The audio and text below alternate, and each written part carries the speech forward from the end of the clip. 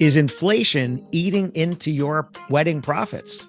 Listen to this episode and find out some ideas. Welcome to another episode of the Wedding Business Solutions Podcast. I'm your host, Alan Berg. I'm a speaker, author, sales trainer, website reviewer, and I help businesses like yours sell more, profit more, and have more fun doing it.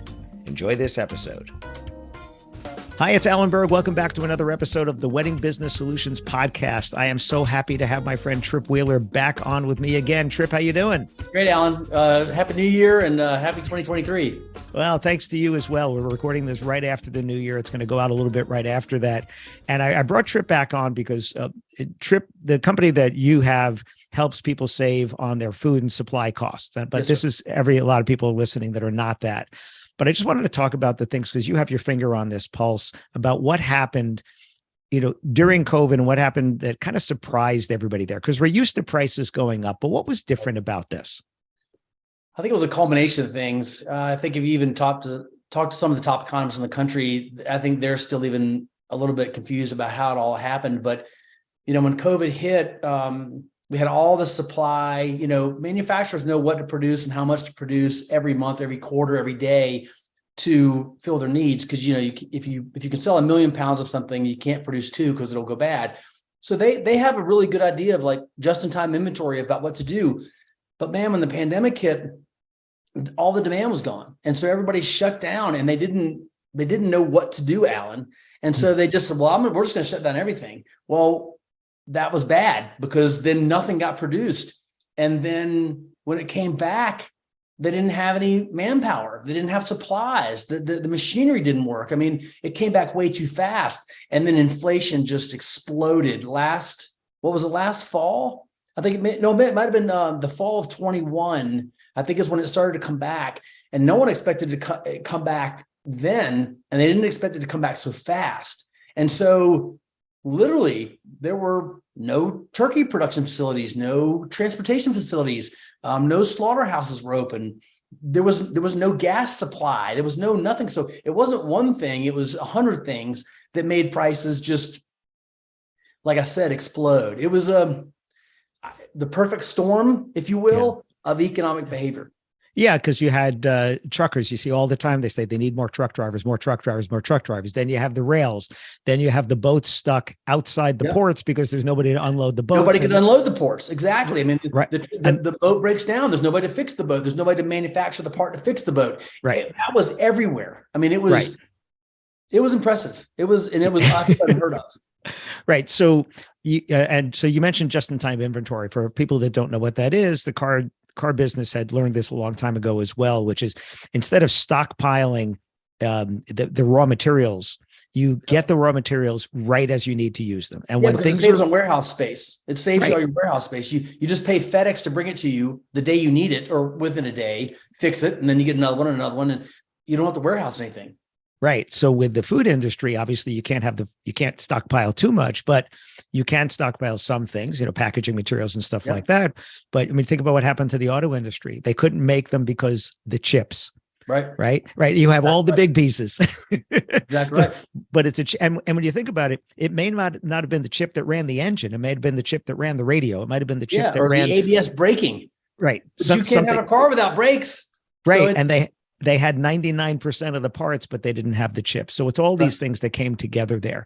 But we've had kind of this unprecedented, at least in our lifetimes, and that's long enough with our gray beards here. That's exactly. long enough. But in our lifetimes, this really big jump all of a sudden, the lack of supply and the jump in prices all of a sudden. And what hit our industry, and you can speak to this certainly, is all these people that had contracts that said, I'm going to do these weddings and events at this price, with no provision for changing the price, right? So what did you hear on that? That's exactly right. I mean, most of the people we talked to said, I've never had to have a contract with that stipulation or that rider in it, with that flexibility, because prices would go up 1% to 2%, 3%. I would build that into my budget. I book your wedding a year out, Alan. If prices, the worst that happens is 3% rise in food prices, I can eat that. That's fine. But when prices are 17% up, 25% up, I can't. And then my labor prices are up, my food prices are up, my gas prices are up for my vehicles, my heating and air is up.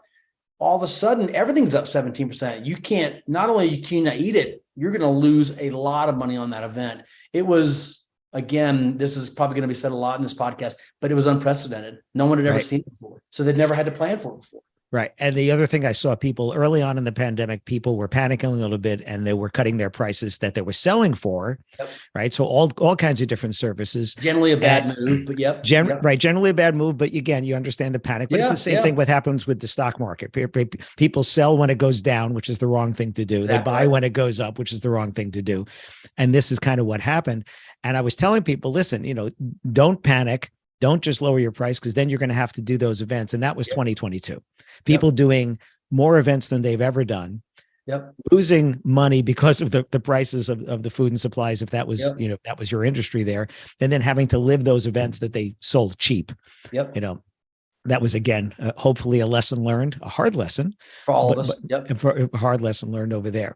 So, and then we have exacerbation, I should say, with Ukraine. All of a sudden, people didn't realize part of it. Right. How much wheat came from Ukraine? I mean, people, who ever thought about that, right? We think about, we have the fertilizer. Everything is grown with fertilizer. So, I mean, Ukraine makes not all the fertilizer, but they make a lot of the fertilizer. So all of a sudden, the American food industry is very scientific. They've got it figured out. They know how much fertilizer, how much sun, how much water, how much everything. And they've got it. Well, when you do that kind of disruption, the guy says, hey, I can't get you 25% of your fertilizer. He says, well, what do you want me to do? I mean, I can't grow 25% of my crops, or my crops are 25% smaller. And again, I think another thing that's so pertinent in this conversation, Alan, is that it wasn't just the fertilizer. Once he had the crops grown, then he couldn't get it down because he didn't have labor. Then he couldn't get it on the truck. Then it spoiled because he couldn't get it to the distribution center or the manufacturing center. Then he couldn't distribute it. I mean, it wasn't one thing, it was 100, and it was just, they couldn't get themselves out of it. Yeah. So going back to what we said about the contract before, I had a client called me up and said, could you help me with the wording on something? I said, sure. What do you need? They said, well, we want to tell our clients this was in 2022, that we're going to be raising the price on their weddings and events because of the price of food and supplies. I said, well, before we have that discussion, does your contract allow for that? And she said, oh, I don't know. Let me go back and look. And she called me back and said, no, it doesn't allow for that. I said, okay, well, going forward, here's kind of what you want to say in there, but of course, talk to your attorney and have that in there, but you want to have a provision that says that. But I also asked her a question, and I don't know if you had this discussion with anyone. I said, have your prices ever gone down between the time you contracted with someone and an event came? And they said, yes. I said, have you ever lowered anybody's price? And they said, no. I said, well, now you want to raise it, but the additional profit you made, did anybody come to you with that as well? Asking you how to word that stuff? And to me, Alan, that was I had one of our smarter clients call and say that exact thing, and said, the way I'm going to talk to my client about it is that I have to put this new provision in there, but if prices go down, you'll get that savings too. So then it was fair. Look, if prices go up 5%, I'm paying 5% more. You got to pay 5% more. If prices go down 5%, I'm going to give it back to you. I'm not going to make 5% more in profit. And they said that it really was well received for the most part with their client base. Right. The thing is, how do you prove that? Right. Because your price might have gone down 5% on this food thing, but your gas prices went up. Right. So now do you average that out? It's hard. Right. I think, as a business, going forward, we would hope we wouldn't see that 17%, 25% jump like this again. And if you're planning 2024, 2025, that you're charging enough that if you're a DJ, that your fuel costs are in there and that your equipment's going to go up and your supplies, and if your dress shop, that you're going to have to get the dresses going to cost you more to get them in there from imported and stuff like that. So you would hope that you're planning for that stuff in the future if you can. You should always plan that your rent's going to go up, your utilities are going to go up, things like that. So what do you see on the horizon? What do you see coming? It's going to slow down. It's already started to slow down. The worst inflation period of this year, 23, is going to be this quarter. And then it's going to progressively get better. Economists are pretty good about projecting out 12 months. Beyond that, it gets pretty sketchy, like that hurricane spaghetti map, it gets wider and wider and wider. It's the same thing. They feel pretty confident that inflation should be more back in that 3 to 4% range, which is typically acceptable from a U.S. government standpoint. It's still high. They want 1 to 2, but 3 to 4 is okay. Above 3 to 4, they call it superinflation, and that's obviously your hyperinflation. That's not good, and that's what we've witnessed from the back quarter of 21, all of 22, like bonkers inflation. But it's finally starting to settle down, and you're actually going to see some prices go down this year below what you're currently paying. So you're going to see some relief on some segments. And what kind of segments would you think? I would say that, let me look at some of these details. I've got a bunch of charts in front of me. So the first quarter, we're going to see a 3 to 5% range for the whole year. I think for poultry, it's going to come down. Poultry prices have been off the charts bad, and they're going to start coming down. Eggs, pork, turkey, they said between 3%, but probably more likely in the back half of the year, they're actually going to see deflation. You're going to see prices decrease, not just go up by 3 and 5%. We're going to see prices go down on, let me see this big chart. So the negatives are going to be almost all the poultry items.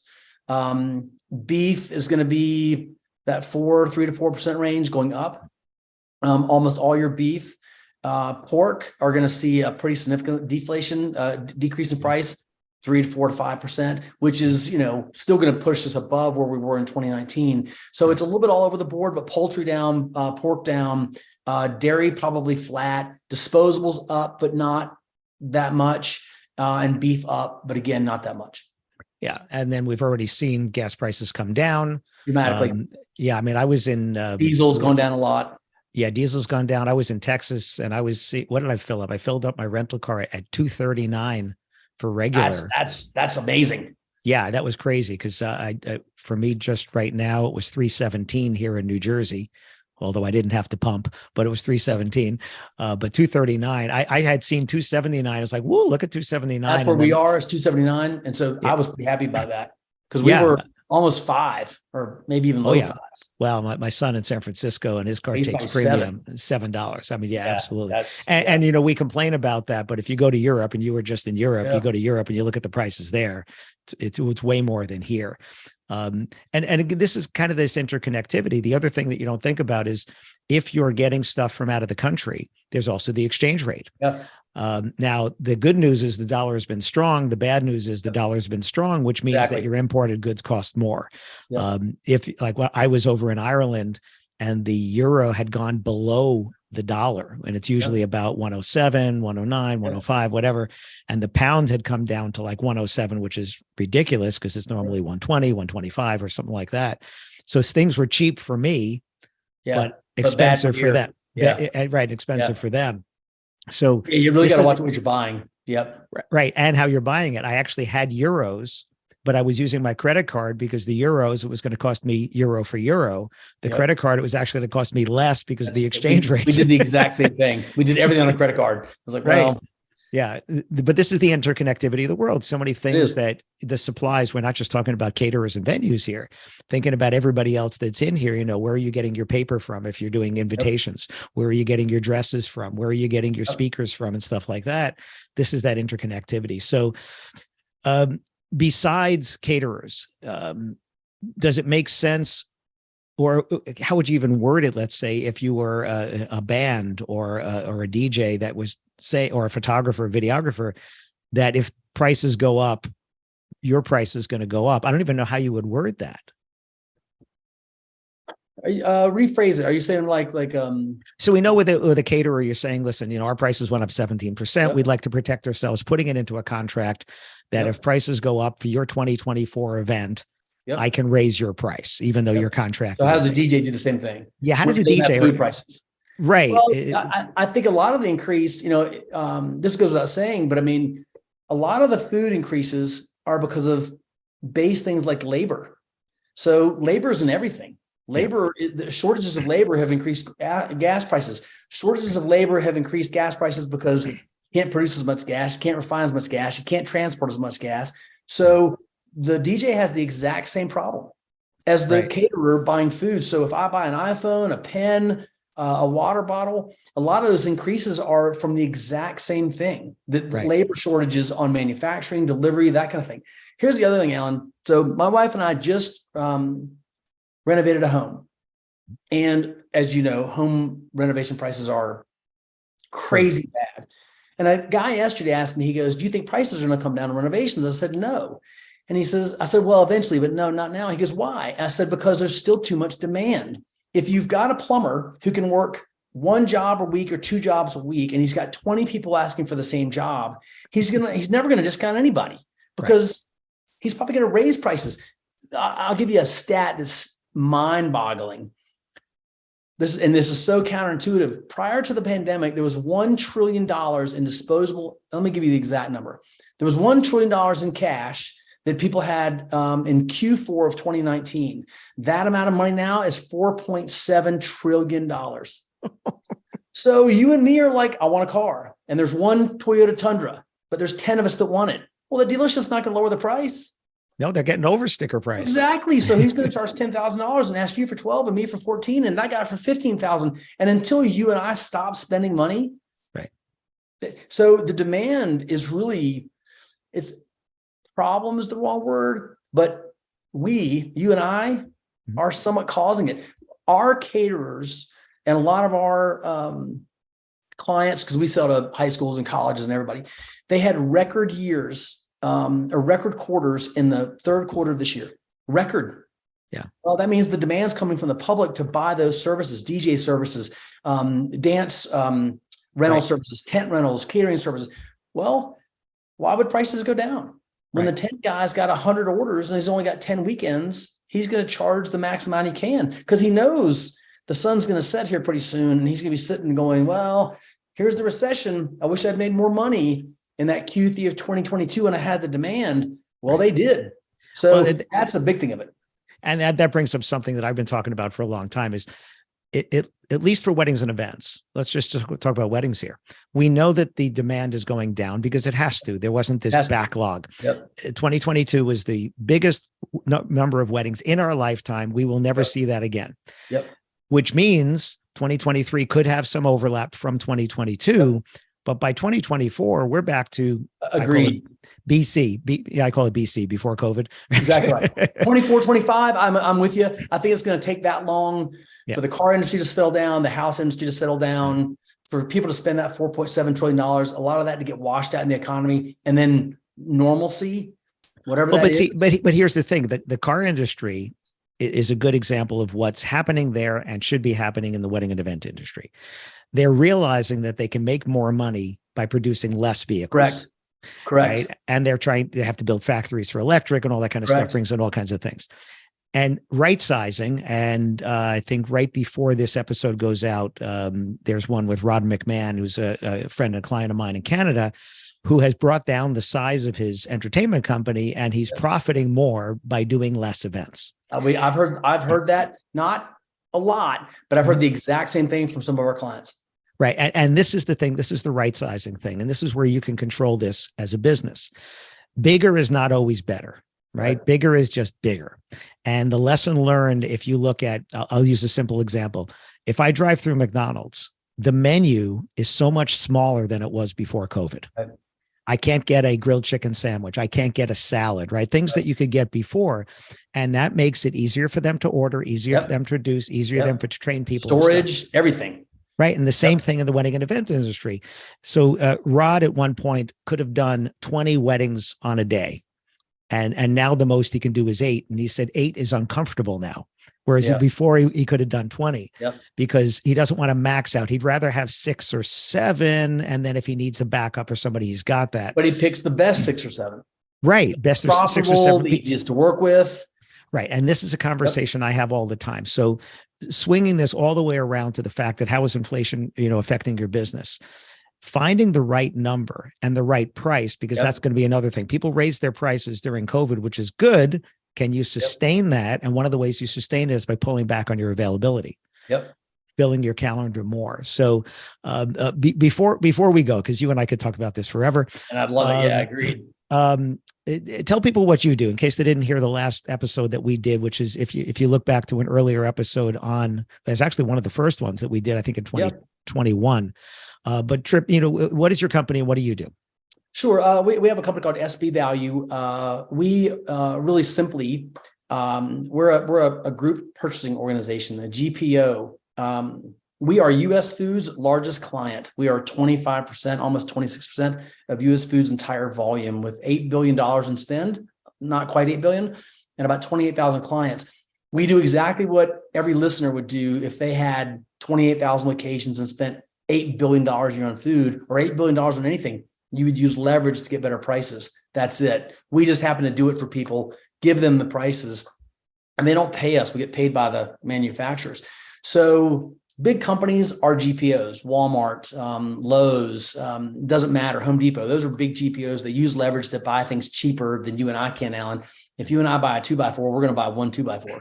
So you're going to pay $5 for it. But if you buy 2 billion board feet of 2x4s, you're going to pay 50 cents for that 2x4. Well, that's all the Premier does. So It's very simple. And I will say one thing, Alan, right before you asked me that, you talked about cutting supply from a company standpoint, a DJ, a wedding producer. Tyson did the same thing. Reynolds Wrap did the same thing. They had 100 SKUs. They reduced it to 25. And now they've gone back up to 50. And they've looked at the other 50 and thought, we weren't really making much money on that one anyway. And I had factories and people. And you know what? We're just not even going to make that plastic bag anymore. We're going to make 3 plastic bags instead of 10. And it's made their business better. And those are really big companies with a lot of smart intelligence. And I would suggest that all of us think the same thing about right sizing. Yeah. And you're looking at the data. If you look at the data, it's actually a great book. Mike Michalowicz, who wrote Profit First, which I've spoken about many times that everybody listening should read. Profit First by Mike Michalowicz, also has a book called The Pumpkin Plan. And he tells the story about it. If you grow a giant pumpkin for the state fair, what you do is you buy seeds from previous winners. It's kind of like, the stud horse, right? Yep, exactly. and you plant them and you feed them and you do all the right things. And then pumpkins grow on the ground on a vine. Yep. And then you look for which ones are growing better and you cut off the runts, you cut off the little ones until you're left with just the 1 or 2 that are getting all the nutrients and all of your things. And it's the same thing with your business. Something I've done over the years is there are things that I might be good at, but I don't enjoy, or I enjoy, but they're not profitable. And I don't offer them anymore. I don't do those services because they suck energy and focus away from the other things. So same thing, with your business. I have a good friend, Bill Herman. Hopefully Bill's listening to this. He's a DJ MC. That's all he does. No lights, no sparklers, no anything. Does what he does at the top of the game of, the highest of what you can do on that. You want the other stuff? He knows people. He'll refer you to other people. Yep. So look at your business and say, what's sitting on shelves that's costing me money? What are people not buying? Am I lowering my price? I had this conversation every time I do sales training. Do I offer my lower package on a Saturday in October, which is the most popular wedding days of the year? No. Right. And yet I was with a group of venues the other day, and this one person said, yeah, this is the packages we offer. And if somebody had a 40-person wedding and booked it a year in advance, we took it. I said, stop that. You're throwing money out the window. So it's listening to a previous episode. I talk about your A dates, B dates, and C dates, right? On your A dates, this one DJ told me, Alan, I heard you talk about this. And on a Saturday in October, I only offer my top package. And guess what? Don't discount it by $1. Right. And guess what?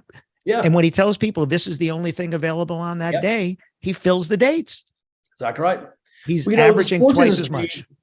They should hire you. And, Alan, the MLBs, the NFLs have finally come around to this, what they call live pricing. And so on Saturday in the beautiful fall day, that price is going to be the highest for that baseball game. There's 80 home games. But that Tuesday noon game, when it's 4 degrees below zero, it's $3 just to get in because they're going to make money on tickets and parking and everything else. They don't care.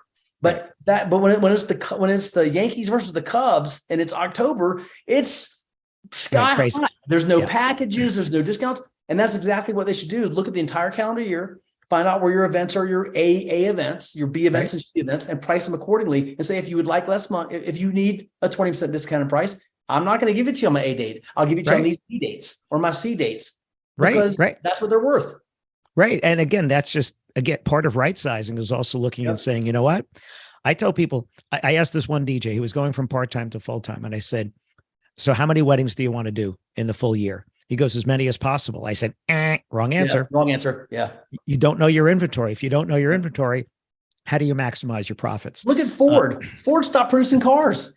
Yeah. I mean, they're making so much money on trucks and SUVs. Look Right. at the price of trucks now. I mean, I like trucks. I've been buying trucks my whole life. You could buy a nice pickup truck for 25 grand. You can't buy a truck for less than $50,000 now. It's the base model. Like now and the nice ones are 90 grand. Yeah. It's crazy. Grand for a truck. Like, right. But I mean, because they can get it. Right. Well, they can get it. Although I did hear they're producing the regular Mustang another year. I think they gave him one more. They kept saying no, and then they gave him one more year. That was the only car they were going to keep. But I mean, they got rid of the Escort and you and I both sold cars. So the Fiesta and all that gone because there's no money in an $8,000 car. There's a ton of money in a $58,000 truck. That's just right. like there's more money in a $58,000 wedding than there is for an $8,000 wedding. So, and the car dealers are seeing, you look at the car lots and there's empty spots on the car lots. Yep. And yet you walk in, friends of mine went in, they were going to get a Range Rover. And the guy said, what you see is what we have. Yep. I don't know what I'm getting or when. And when you look at the window sticker, add $10,000. I bought a used Toyota. I was on a waiting list for 6 months. I prepaid the damn thing, couldn't get it. And I finally gave up and just went and found, and I didn't get the car I wanted. I didn't get it because I was like, well, I got to have a truck. I got to have a car. And I just took what I could get. I mean, and in 2 years, that guy's going to be begging me to buy a car, or 4 years. And now that's the thing, is that none of us as human beings were impatient. If anything, be patient. If you just slow down and make your money now, prices will drop. They will drop. It's just going to take a while. Right. And again, in investing, they call it dollar cost averaging. You buy when it's high, you buy when it's low, but you're always buying over there. So, and I said last thing, and we went another 5 minutes here already. So I'm going to put into the show notes Tripp's contact information with SB Value. If you are a caterer in the United States and you have not had Tripp's company do a free comparison to show you how much you're saving. I had one of my customers after Tripp, he signed up with Tripp, and again, it costs nothing to sign up, said, next time I see you, you get a big kiss on the lips, on the cheek. It's up to you, but you get a big kiss for how much money I'm saving. I'll give you a hug. I may not go full kiss, but I'll give you a big hug. Well, it wasn't you, but it was one of your clients, one of our mutual clients that recommended. He said, I cannot believe how much I'm saving. And again, what Tripp said is, if you were 25% of US foods total annual sales, you would get the best prices. Yeah. If you bought $8 billion worth of. So they'll do a free comparison. You join one, Alan, you're overpaying on food. Until you join a GPO, you are overpaying on food. Right. And if you love your local fishmonger, you can still buy from them. If you love your local butcher, you can buy from them. If you want your organic grass-fed beef from down the road, that's fine. There's a whole lot of stuff you buy. I think you call it, what is it, down invoice or whatever? Yeah, down the ketchup, the ketchup and the salt and the disposables and stuff like wrap, plastic bags, trash bags, chemicals, boring stuff, not your local fish guy. But and if you are a small caterer, this works. If you are a big caterer, one of my clients with over 20 venues, he saved money. Because what did you tell me? Isn't the U.S. Army in this? And and Vail Resorts? It's $100 million. I mean, it's crazy. And they still save money. I mean, you're not going to buy better than the U.S. Army, and we still save them money. Yeah. So again, reach out to Tripp. It'll be in the show notes over there. His contact information, and he and Clint will do a comparison for you and make that work. Tripp, thank you so much for joining me. Alan, it's a pleasure, man. I wish you the best in 23, dude. I hope to see you. Thank you too. And I'll have you on again when prices come down, because I can say Tripp told you so. We're working on that right now. Thank you, Alan. Great speaking to you, man. All right, you too. Yes, sir. Thanks for listening to this episode of the Wedding Business Solutions podcast. If you liked it, please subscribe to this channel and post a review on your chosen platform, Apple Podcasts or whichever one. If you have any questions about anything in this episode or any of my episodes, email me directly at alan@weddingbusinesssolutions.com or visit my website, alanberg.com, alanberg.com. If you have any suggestions for future topics or guests that you'd like to see, please again, email me or visit my website. Thanks for listening.